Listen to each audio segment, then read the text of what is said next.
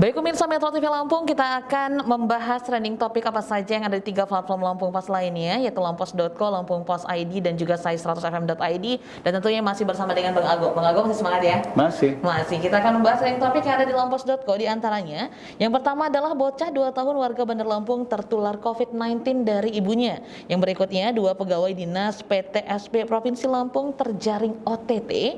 Yang selanjutnya, OTT Dinas Penanaman Modal Provinsi, Polresta amankan 3 orang, dan 1 ASN di kota Metro terpapar COVID-19, dan juga yang terakhir ada Lukman positif COVID-19, ASN Pemkab Lampung Tengah WFH.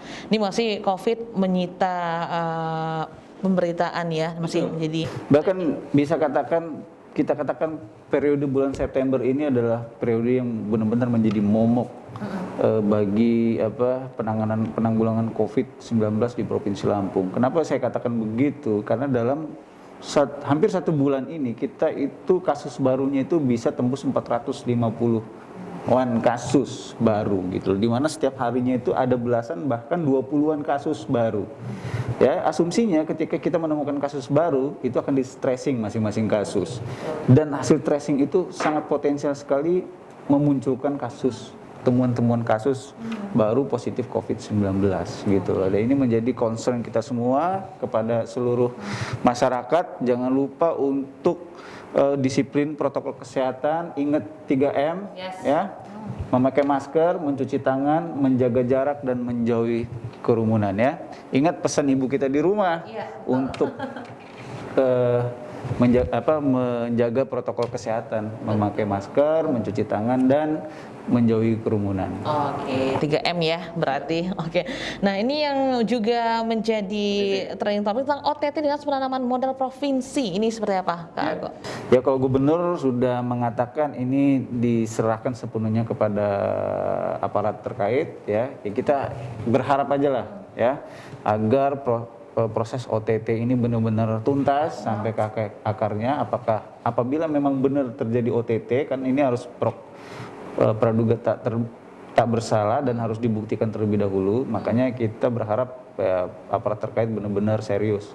Apalagi ini kasus yang dilakukan ya ketika masa pandemi. Kalau benar terjadi ini sesuatu yang sangat miris ya, ketika kita sama-sama berjuang gitu untuk menghadapi pandemi, menghadapi kemungkinan resesi ekonomi gitu. Tapi ada pihak-pihak yang masih berpikir sempit ya untuk menggunakan jabatan untuk menguntungkan diri mereka sendiri. Makanya ya tiada lain lah harapan kita agar pemerintah, aparat itu mengusut tuntas kasus OTT ini ya.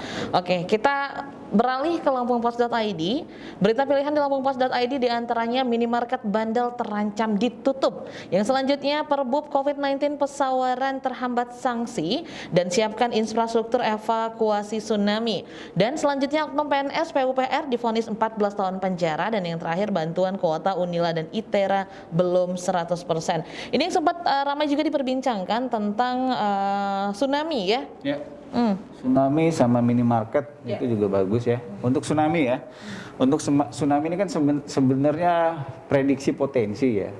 Artinya tidak ada satupun ahli yang bisa memprediksi secara akurat. Tetapi para ahli memperkirakan ya. Dengan adanya pergerakan lempeng di area tertentu di Indonesia itu bisa mengakibatkan terjadi tsunami. Bahkan tsunami-nya itu bisa sampai gelombangnya tinggi 20 meter seperti itu. Dan itu menjadi perhatian masyarakat kita karena ya kita ketahui Provinsi Lampung sebagian masyarakatnya ada di wilayah pesisir.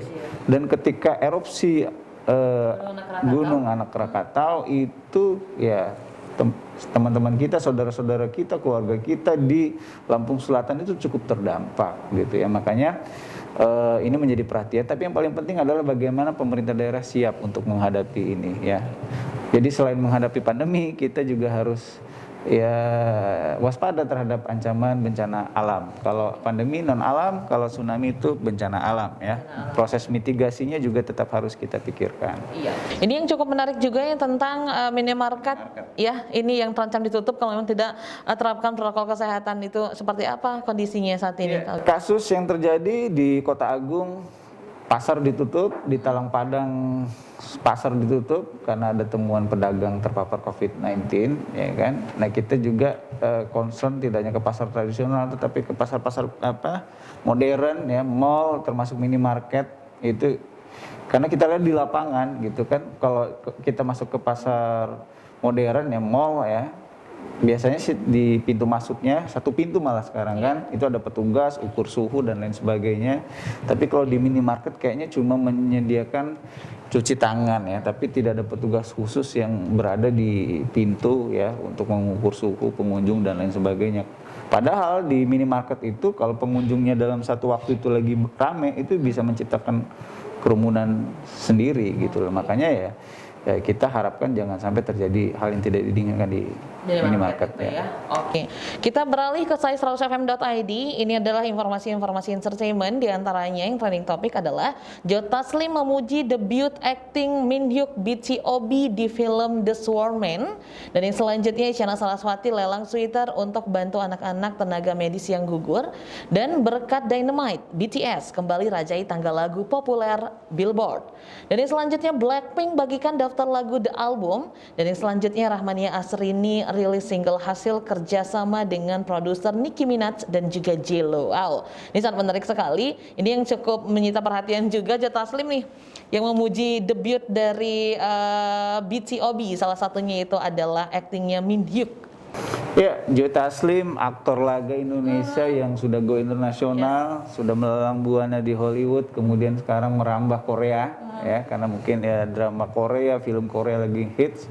Nah, salah satu yang sudah launching ini adalah Swordsman, pendekar pedang. Ini cerita silat, dan dia berpasangan dengan ya sebenarnya artis juga ya, sebenarnya artis musik ya. Iya, benar. Tapi memang artis Korea multi talent, bisa ada yang bisa musik, bisa nyanyi, ada yang bisa dance, tapi juga ada yang bisa acting. Dan Joe Taslim membuktikan itu sendiri ketika dia ikut andil dalam film ini. Oke deh, kita tinggal tunggu filmnya di Indonesia kapan tayang. Oke, penasaran ya? Iya.